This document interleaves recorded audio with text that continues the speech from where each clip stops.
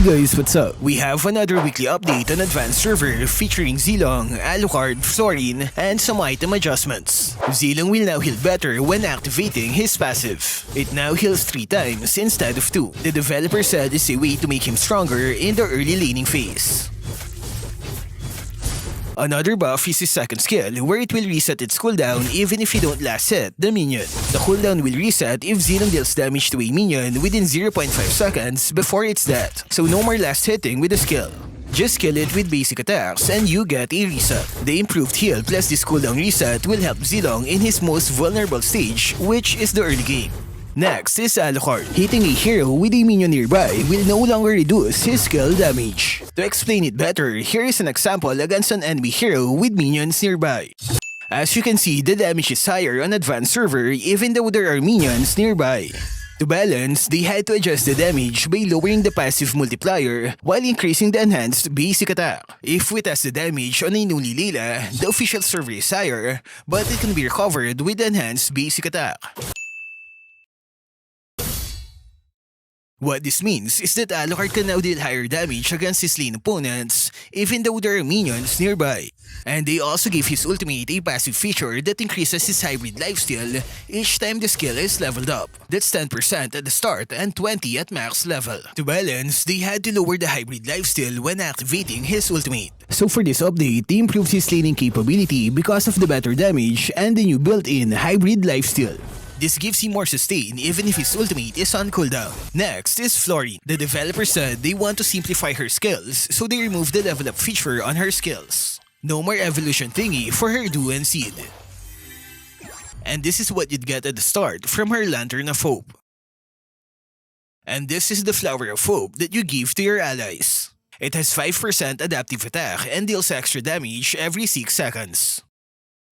All her skills are now the evolved version at the start of the game, so no more leveling up, which makes it easier to understand.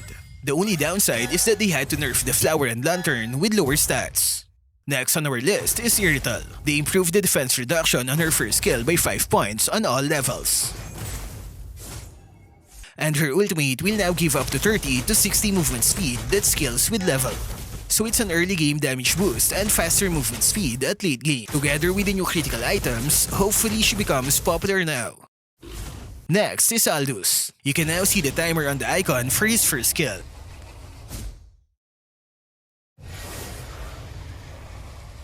On the old version, you had to rely on this tiny icon to see the timer. But now you can see it clearer. No more missing timer this time. Next is Zhong. The experimental adjustments are back together with the removal of Sha Essence. No more spell vamp bonus, only movement speed.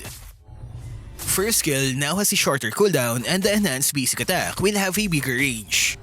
His ultimate will no longer deal damage upon entering Dragonite form, but in exchange, he gets extra defense for the entire skill duration. I'm still not sure about this one.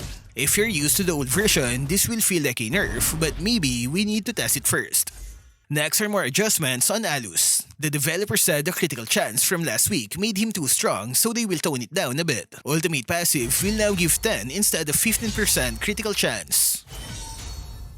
And they lowered the attack scaling of his ultimate. I think I should try him next time.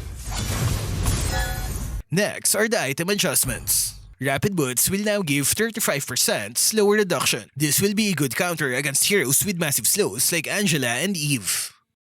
Twilight armor will now become more reliable against burst damage. They increase its damage blocking capacity by making it scale more with maximum HP. Hopefully it's enough to counter Leslie.